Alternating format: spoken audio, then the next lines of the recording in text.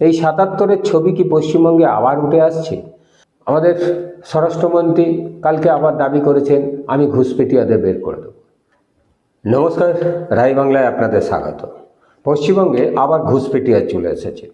এই ঘুষপেটিয়ার জন্য লক্ষ লক্ষ মানুষ, ৬০ লক্ষ মানুষ আজকে কঠিন পরিস্থিতির মধ্যে সম্মুখীন হয়েছেন, কিন্তু তারপরেও এই ঘুষপেটিয়া যাচ্ছে না। ঘুষপেটিয়া কোথা থেকে আসছে, কিভাবে আসছে, তার কোনো তথ্য প্রমাণ আমাদের কাছে নেই, মানে সরকারের কাছে নেই। সেই তথ্য দিচ্ছেনও না। সরকার বলছেন ঘুষপেটিয়া বের করে দেবেন। আমরা তো দেখলাম দিল্লি থেকে ঘুষপেটিয়া বার করতে গিয়ে বাংলাদেশের বর্ডারে ওদিকে ফেলে দিলেন, আবার সেই ঘুষপেটিয়া ভারতবর্ষের বা পশ্চিমবঙ্গের বাংলায় ঢুকে পড়লেন। হ্যাঁ, ঘুষপেটিয়াটা কিভাবে ধরছেন এটা আমাদের কাছে খুব একটা পরিষ্কার নয়, এবং রাজনৈতিক দলগুলো যার ফলে প্রচণ্ড প্রতিবাদের শুরু করেছেন, বিশেষ করে বামপন্থী দল, সরকারের তৃণমূল সরকার। এই ঘুষপেটিয়া কারা? এই ঘুষপেটিয়াকে এই ৬০ লক্ষ ভোটার যারা এর মধ্যে বাদ হয়ে গেছেন, এই ঘুষপেটিয়া কি তারা যারা ৩৭ লক্ষ সংশোধন করা হয়েছে, যার 45% বাদ হয়ে গেছেন? কারা এই ঘুষপেটিয়া? বারবার ঘুষপেটিয়া বা অনুপ্রবেশকারী বলে যাদের দেখে দেওয়া হচ্ছে, তারা কোথায়? বিজেপির রাজ্য নেতৃত্ব বিভিন্ন সময় বলে গেলেন যে এখানে ১ কোটি আছে, ওখানে ২ কোটি আছে, কিন্তু আখেরে কোথায় কি দাঁড়ালো? ১ কোটি রোহিঙ্গা ঢুকে গেছেন, চিল্লাচিল্লি করলেন রোহিঙ্গা করে সারা ভারতবর্ষ তোলপাড় হয়ে গেল, সারা পশ্চিমবাংলা তোলপাড় হয়ে গেল। অথচ আমাদের সাধারণ মানুষ যারা পশ্চিমবঙ্গের মানুষ, তারা নাজেহাল হয়ে যাচ্ছেন। তারা দীর্ঘদিন ছটফট করছেন, কিছু মানুষের মৃত্যু পর্যন্ত হয়ে গেল। কি হচ্ছে এটা? আমাদের স্বরাষ্ট্রমন্ত্রী কালকে আবার দাবি করেছেন, আমাদের সরকারে এলে ঘুষপেটিয়া বার করব। এখন এই সরকারে এলে ঘুষপেটিয়া কারা, কিভাবে বের করবেন? তারা তো ইলেকশন কমিশনকে কাজে লাগিয়ে, সুপ্রিম কোর্টকে কাজে লাগিয়ে এখনো পর্যন্ত কোনো কিছুই করে উঠতে পারছেন না। এই ঘুষপেটিয়া কারা? আমরা কি এখনো তাদের সন্ধান পেলাম? আবার যদি তথ্যের খাতিরে আমরা একটু সারা ভারতবর্ষটা তাকিয়ে দেখি, বিজেপি যা ঘুষপেটিয়ার কথা পশ্চিমবঙ্গে বলেছেন, সারা ভারতবর্ষের নিরিখে সেই ঘুষপেটিয়ার হিসাব নাই। রোহিঙ্গাদের কথা বলছি।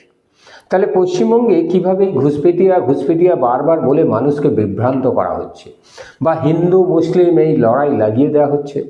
কেন আমরা হিন্দু মুসলিমদের লড়াইয়ে জড়িয়ে পড়ছি?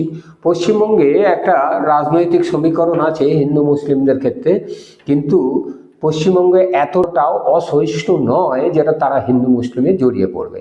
একটা অংশের মানুষকে আমরা হয়তো তাদের উত্তপ্ত করতে পারি, বোঝাতে পারি, ভুল পথে চালনা করতে পারি, কিন্তু পশ্চিমবঙ্গের আপামর জনসাধারণ ক্ষেত্রে আমি দেখেছি এটা সম্ভব নয়।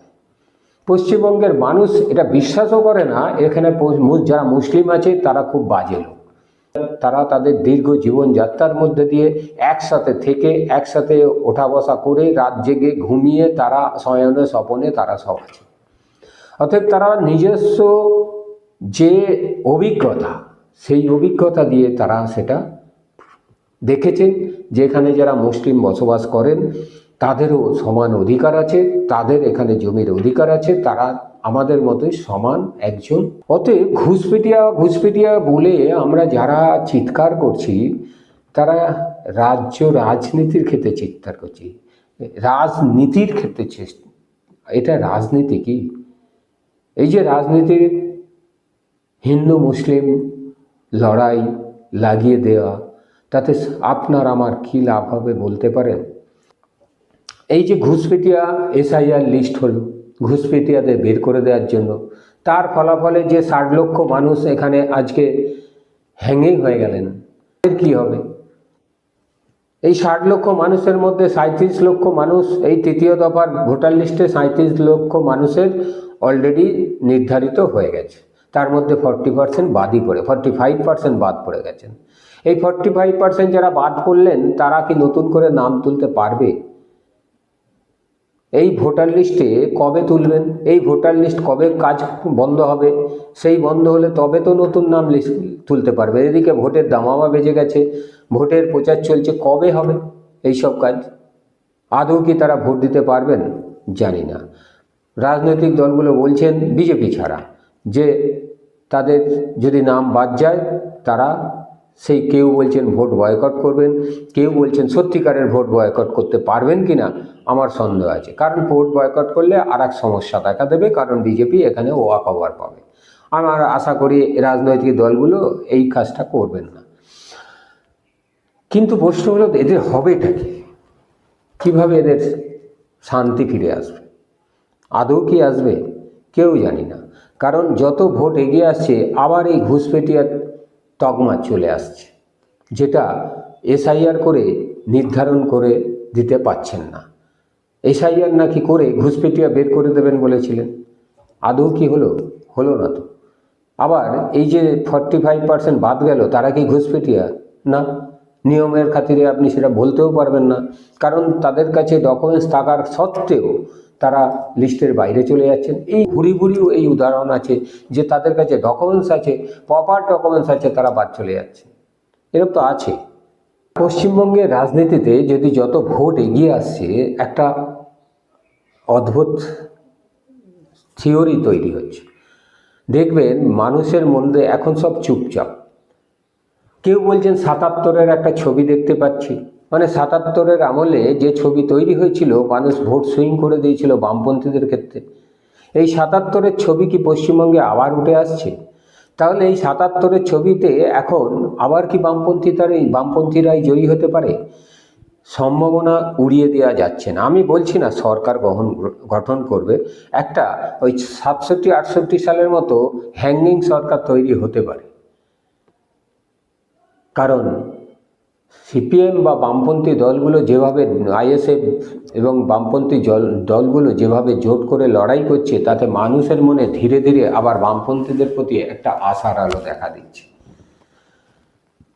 এই যে পশ্চিমবঙ্গের রাজনীতিতে এত যে দুর্নীতি, এত যে স্কুল শিক্ষকের চাকরি চলে যাওয়া, স্বাস্থ্য ব্যবস্থার ঢিলেমি, নানা অজুহাত বিপক্ষরা তুলে নিয়ে এসছেন, সেইটা মানুষের মধ্যে প্রভাব হচ্ছে এবং মানুষ তার দৈনন্দিন জীবনে দিয়ে বোঝার চেষ্টা করছেন। অস্বীকার করার তো উপায় নেই। তৃণমূলের রাজত্বে খুল্লম খুল্লম দুর্নীতির যে চরিত্র, সেটা প্রকাশ পেয়েছে। আমাদের পশ্চিমবঙ্গের রাজনীতিতে এত দুর্নীতি, এত ওপেন দুর্নীতি ছিল না। আমরা সেটা দেখেছি, প্রত্যক্ষ করেছি, শিখেছি। আপনারা নিজেরাও জানেন। এইখান থেকে বোধহয় মানুষ খানিকটা পরিত্রাণ পেতে গিয়ে আর এক 67 সাল বা 77 সালের দিকে ঝোঁক বাড়ছে। অস্বীকার করার উপায় নেই। ভোটটা 67-77-এ বিজেপি ছিল না, এখন কিন্তু বিজেপি আছে। তাহলে প্রশ্ন হলো, এই 67 বা 77-এর সুইং ভোট কাদের দিকে যাবে? বিজেপির দিকে যাবে নাকি বামপন্থীদের দিকে যাবে? একটা প্রশ্ন পরিষ্কার যে পশ্চিমবঙ্গের রাজনীতিতে বিজেপির যে কালচার, বাইরে থেকে কালচারকে পশ্চিমবঙ্গে ঢোকানোর চেষ্টা করছে, সেটা পশ্চিমবঙ্গের মানুষ খুব একটা মেনে নেয় না। কারণ পশ্চিমবঙ্গের মানুষ উগ্র ধর্মান্ধতা নেই। যেগুলো জায়গায় রামনবমী বা এটা সেটা দেখবেন, যে উগ্র ধর্মান্ধতার কথা দেখবেন, সেগুলো পশ্চিমবঙ্গের ঠিক বাঙালি বলে তারা নয় কিন্তু পরিচিত। অবাঙালিদের মধ্যেই উগ্র ধর্মান্ধ আছে। পশ্চিমবঙ্গে রামনবমী হয়েছে, আমি ঠিকই ধরেছেন, রামনবমীর কথা বলছি। রামনবমী 30 বছর আগেও আমরা দেখেছি, 10 বছর আগেও দেখেছি। কিন্তু বর্তমান সময়ে রামনবমী আর আগের রামনবমী দেখুন। বর্তমান সময়ে রামনবমীতে কারা এই উচ্ছৃঙ্খল বা এই যে তরবারি, সোট, মানে অস্ত্র নিয়ে, বিশেষ করে অস্ত্র নিয়ে বেরিয়ে পড়ছেন? দরকার ছিল কি? আমরা কি দেখেছি এই রকম রামনবমী? দেখিনি। কিন্তু বর্তমান সময়ে দেখছি, এবং দেখছি মানে এটা নয়। আপনাদের আর একটা কথা স্মরণ করিয়ে দিই, বাংলাদেশেও আমরা ভারত বিদ্বেষী স্লোগান শুনেছিলাম। এমন সময় ভেবেছিলাম বাংলাদেশ বোধহয় একটা মুসলিম উগ্র ভারত বিরোধী রাষ্ট্রে পরিণত হয়ে গেল। কিন্তু ভোটের শেষে আমরা কি দেখেছিলাম? বাংলাদেশ আছে বাংলাদেশি। উগ্র মৌলবাদীদের সেখানে কিন্তু বাংলাদেশবাসী জায়গা দেয়নি। সেই পশ্চিমবঙ্গের ক্ষেত্রে একই হবে, উগ্র হিন্দুত্ববাদীদের এখানে জায়গা হবে না। কারণ পশ্চিমবঙ্গের মাটিটা এমনই যে উগ্র হিন্দুত্ববাদী তারা পছন্দ করে না। ধর্ম মানেন ঠিকই, কিন্তু যে যার ঘরে ঘরে ধর্ম যে যার। ধর্ম অন্যজনের ধর্মের হানি করবে বা তাকে আঘাত করবে, পশ্চিমবঙ্গবাসী এটা চায় না। কারণ পশ্চিমবঙ্গবাসী মুসলিমদের সাথে দীর্ঘ যাদের দর্শন দিয়ে জীবনযাত্রা দিয়ে বুঝেছে যে তারা একসাথে বসবাস করতেই পারে। এবং হাওড়ার উলবেড়িয়ায় আপনার সাঁকরাইলের নাম শুনেছেন, কি মিলন দেখবেন। আমি একটা ঘটনার কথা বলি, হাওড়ার সাঁকরাইলের ওখানে একটা জায়গায় আমি একটা ওই সাইকেল জমা রাখে না নদীর পাড়ে, সেরকমই আমি জায়গায় একটা গিয়ে সাইকেলের ওই জমার দোকানে বসেছিলাম। আমি একটা কাজে গিয়েছিলাম, একটু হাতে সময় ছিল বলে বসেছিলাম। তো আমি একটা অবাক দৃষ্টিতে তার ঘরের একদিকে দেয়ালে তাকাই আর একদিকের দেয়ালে তাকাই। আমি বুঝতে পারছি না, আমার এত ঘর এত বড় নয়, বাট আমি ওই শেষে থাকতে না পেরে আমি ভদ্রলোককে জিজ্ঞাসা করলাম, এত একটা কথা জিজ্ঞাসা করব? বলে হ্যাঁ বলুন। আমি বললাম আপনি তো মুসলমান, মুসলিম? বললো হ্যাঁ। আমি বললাম আপনার একদিকে শিব কালী আর একদিকে আপনাদের এই হজরত মোহাম্মদের মানে সেই মক্কা মদিনার ছবি, দুটো দেয়ালে দুটো লাগানো আছে। যে সাঁকরাইল নিয়ে আপনারা চুপতে দেখেন যে মানে আমি এই সাঁকরাইলে গিয়ে এই দৃশ্য দেখছি। আমাকে ভদ্রলোক একটা কথা খুব ভালো বলেছিলেন, মানে যে আমি বলে রাখি এই লোকটা কিন্তু খুব একটা শিক্ষিত লোক না, মানে আমরা যে ধরনের শিক্ষিত ডেফিনেশন দিই আর কি, কিন্তু শিক্ষিত তো বটেই, অস্বীকার করার উপায় নেই। পশ্চিমবঙ্গের মানুষ 46-এর দাঙ্গা দেখেছে। দাঙ্গা লাগলে সাধারণ মানুষ মরে, অতএব তারা দাঙ্গা চায় না। পশ্চিমবঙ্গের মানুষ দাঙ্গা চায় না, এটা আমি নিঃস্বার্থে বলতে পারি। আমরা কিছু মানুষকে উস্কাতে পারি, কিছু মানুষকে পক্ষে নিয়ে আসতে পারি, সেটা বাংলাদেশের একটা রাজনৈতিক প্রেক্ষাপট থেকে এখানকার কিছু মানুষের ক্ষোভ থাকতে পারে, দাঙ্গা চায় না। আমি আর একটা ঘটনার কথা বলি। রিসেন্ট আমি একটা মরিচঝাঁপি নিয়ে একজনের সাক্ষাৎকার নিয়েছি। তিনি বাংলাদেশ থেকে এসেছিলেন। যে গড়িয়ায় একজন ডাক্তারবাবু আছেন, সেই ডাক্তারের একটা ছোট ঘটনা বলি। দুজনের ঘটনাটা প্রায় সেম। এই কারণে বললাম, মরিচঝাঁপিরটা একটু আলাদা, ডাক্তারবাবুরটা।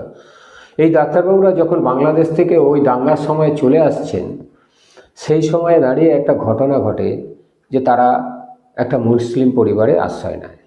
দেখুন, যারা দাঙ্গা করে ধর্ষণ হত্যা নির্যাতন করছে তারাও মুসলিম, যারা আশ্রয় দিচ্ছে তারাও মুসলিম।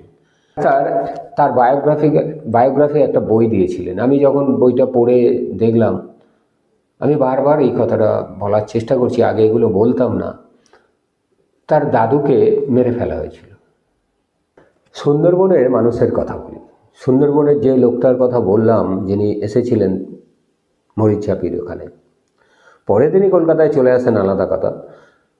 তিনি একটা কথা বললেন, একই কথা, যে আমাদের যারা অত্যাচার করলো তারা মুসলিম, আবার একটা শ্রেণীর মুসলিম আমাদের আশ্রয় দিল এবং নদীর থেকে এপারে করেও দিল। ভালো থাকবেন।